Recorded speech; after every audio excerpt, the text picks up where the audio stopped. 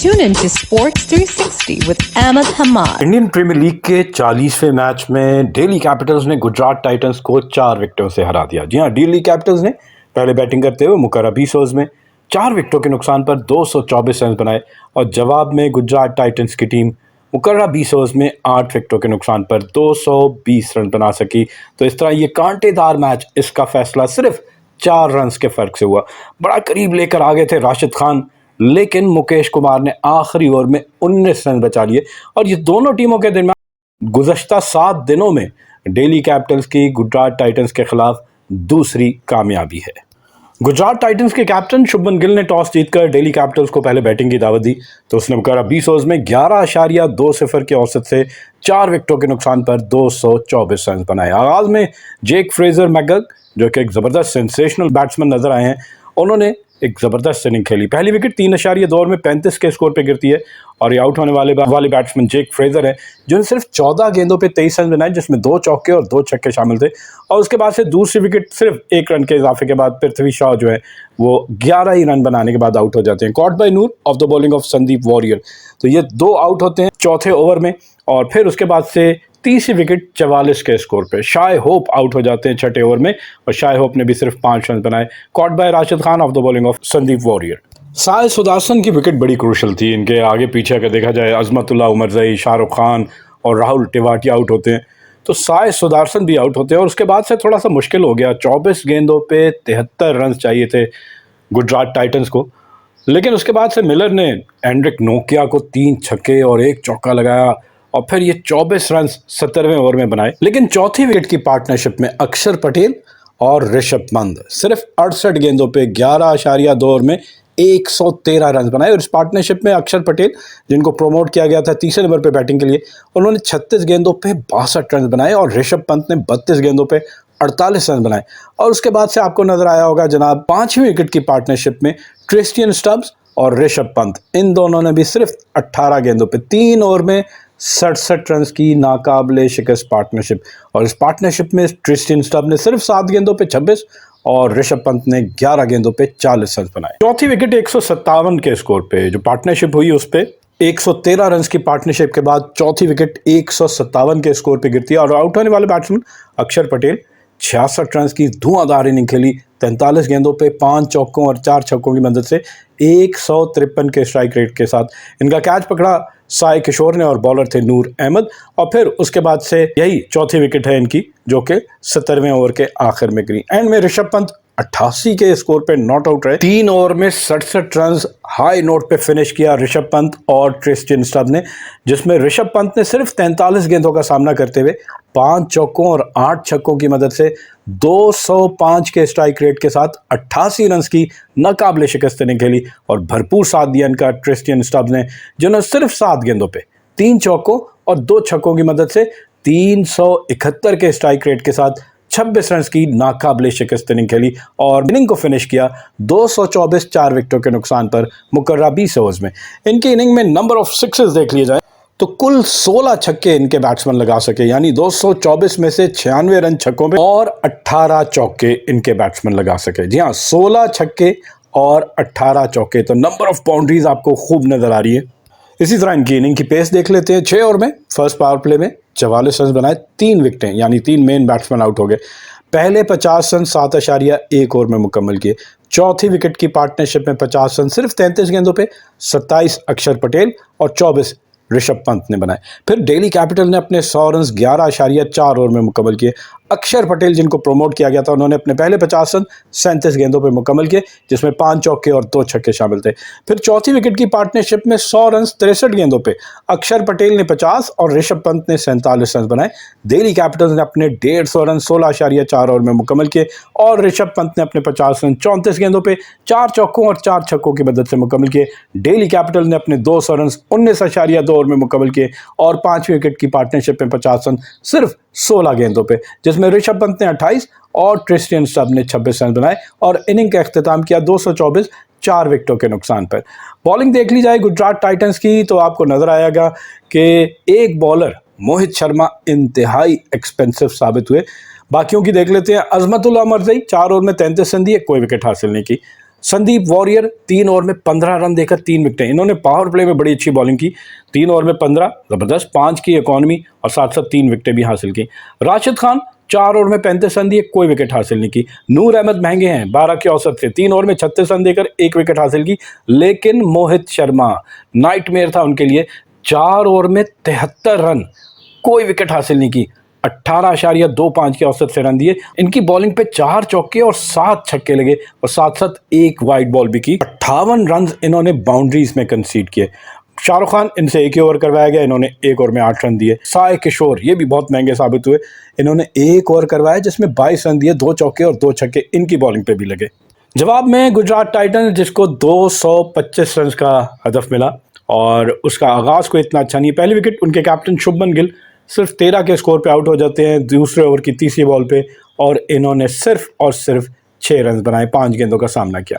उसके बाद से दूसरी विकेट देखी जाए तो वो 95 के स्कोर पे, दूसरी विकेट की पार्टनरशिप में 82 रन 49 गेंदों पे। रिजमन साहा ने 21 गेंदों पे 33 और साय सुदर्शन ने 28 गेंदों पे 48 रन बनाए, तो इन्होंने 8.1 ओवर में 82 रन बनाए। लेकिन तीसरी विकेट पे फिर 3 रन, चौथी विकेट पे 23 रन, 5वीं विकेट पे 18 रन, 6ठी पे 13, 7वीं पे 29 और 8वीं पे 25 रन बनाए। छोटी छोटी पार्टनरशिप है, मैच के अंदर अपनी टीम को रखा लेकिन मैच ना जीत पाए। तीसरी विकेट 98 के स्कोर पे, जी हाँ 95 पे दूसरी गिरती है और तीसरी फौरन ही आउट हो जाते हैं। अजमतुल्ला उमरजई 11वें ओवर की पहली बॉल पे सिर्फ 1 रन बनाने के बाद caught by Fraser of the bowling of अक्षर पटेल, और चौथी विकेट 121 के स्कोर पे। साय सुदर्शन 13वें ओवर में आउट होते हैं। फिर उसके बाद से 5 विकेट 139 के स्कोर पे शाहरुख खान आउट होते हैं 15वें ओवर की पहली बॉल पे। तो साय सुदर्शन के आसपास ये जो विकेटें गिरती हैं, अजमतुल्ला उमरजई, शाहरुख खान, राहुल टिवाटिया, थोड़ा सा कहते हैं ना इनकी वो जो रन चेस था उसमें से एक स्टीम जो है वो निकल जाती है। आखिरी 4 ओवर में 73 रन, जी हाँ ये वही है जिस तरह हमने देखा मोहित कुमार ने भी अपने 4 ओवर में 73 रन दिए, तो बिल्कुल उन्हीं की तरह की बॉलिंग चाहिए थी यहाँ पे भी गुजरात टाइटंस को मैच जीतने के लिए। और डेविड मिलर ने एंड्रिक नोकिया को 3 छक्के और 1 चौका जरूर लगाया 17वें ओवर में और 24 रन बनाए, लेकिन उसके बाद से वो आउट हो गया। अपनी निफ सेंचुरी जरूर उन्होंने 21 गेंदों पे मुकम्मल की, लेकिन उसके बाद वो आउट हो गए। 18वें ओवर में मुकेश कुमार ने डेविड मिलर को आउट कर दिया, लेकिन इसके बाद 18 रन दे दिए 19वें ओवर में राशिद सलाम ने, तो फिर दोबारा से वापस आई और आखिरी ओवर में फिर 19 रन चाहिए थे जिसमें राशिद खान मौजूद थे बैटिंग क्रीज पे। तो मुकेश कुमार की पहली 2 गेंदों पे चौके लगे और फिर 5वीं गेंद पे छक्का भी लग गया और आखिरी बॉल पे 5 रन चाहिए थे लेकिन नहीं बन सके। तो इस तरह 220 रन इनकी टीम बना सकी। चौथी विकेट जैसा आपको बताया 121 के स्कोर पे साय सुदर्शन 13वें ओवर में आउट होते हैं। 65 रन की इनिंग खेलने के बाद 39 गेंदों का सामना किया, 7 चौके और 2 छक्के इनकी इनिंग में शामिल थे। 166 का strike rate, caught by Patel of the bowling of Rashid सलाम, और 5 विकेट 139 के स्कोर पे शाहरुख खान 15वें ओवर की पहली बॉल पे आउट होते हैं 8 रन बनाने के बाद। 6ठी विकेट राहुल टिवाटिया की है और ये आउट होते हैं 16वें ओवर में सिर्फ 4 रन बनाने के बाद। इनको आउट करते हैं कुलदीप यादव। लेकिन 7वीं विकेट बड़ी इंपॉर्टेंट थी डेविड मिलर की, 18वें ओवर की तीसरी बॉल पे जबरदस्त इनिंग खेल रहे थे। 23 गेंदों पे 55 रन बनाए थे, 6 चौके 3 छक्के इनकी इनिंग में शामिल थे। 239 इनका स्ट्राइक रेट था, लेकिन इनकी विकेट बड़ी क्रूशल थी 18वें ओवर की तीसरी बॉल पे।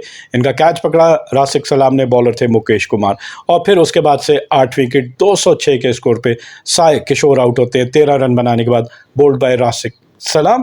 तो और ये 19वें ओवर की आखिरी बॉल पे आउट होते हैं। और एंड में हमने देखा कि राशिद खान अकेले 11 गेंदों पे 3 चौकों और 1 छक्के की मदद से 21 के स्कोर पे नॉट आउट रहे और मोहित शर्मा ने कोई रन ना बनाया। तो इनकी टीम मुकर्रर 20 ओवर में 11 की औसत से 220 रन बना सकी 8 विकेटों के नुकसान पर और 4 रन की दूरी पर मैच ना जीत सकी। छक्के कम लगे, हमने देखा था 16 छक्के लगाए थे दिल्ली कैपिटल्स की टीम ने और इनके मुकाबले में गुजरात टाइटंस के बैट्समैन 10 छक्के लगा सके। नंबर ऑफ फोर्स की बात की जाए लेकिन चौके इनके बैट्समैन 22 लगा सके, लेकिन छक्के रिक्वायर्ड थे। अगर एक आध छक्का और ज़्यादा लगा लेते तो मैच जीत सकते थे। दोनों इनिंग की पेस का मुआवजा कर लेते हैं। दिल्ली कैपिटल ने पहले 6 ओवर में 44 रन बनाए 3 विकेटों के नुकसान पर। गुजरात टाइटंस का आगाज बड़ा ज़बरदस्त था, पहले 6 ओवर में 67 रन बनाए 1 विकेट के नुकसान पर। ज़बरदस्त फ़ायदा उठाया पावर प्ले का। उसके बाद से इन्होंने पहले अपने 50 रन, गुजरात टाइटंस ने अपने पहले 50 रन, जी हाँ पहले 50 रन 4 ओवर में मुकम्मल किए। इनके मुकाबले में दिल्ली कैपिटल ने अपने 50 रन 7.1 ओवर यानी 8वें ओवर में जाके मुकम्मल किए। यहाँ गुजरात टाइटंस बहुत आगे थे उसके बाद से दूसरी विकेट की पार्टनरशिप में गुजरात टाइटंस ने 50 रन 24 गेंदों पे, जिसमें रिजमन साहा ने 26 और साय सुदर्शन ने 26 रन बनाए। रिजमन साहा ने अपने 50 रन 29 गेंदों पे 7 चौकों की मदद से और साथ साथ एक छक्का लगा के मुकम्मल की। गुजरात टाइटंस ने अपने 100 रन 10.3 ओवर में मुकम्मल किए। इनके मुकाबले में दिल्ली कैपिटल्स ने अपने 100 रन 11.4 ओवर में मुकम्मल किए और फिर गुजरात टाइटंस ने अपने 150 रन 15.3 ओवर में, इनके मुकाबले में दिल्ली कैपिटल ने अपने 150 रन 16.4 ओवर में मुकम्मल किए।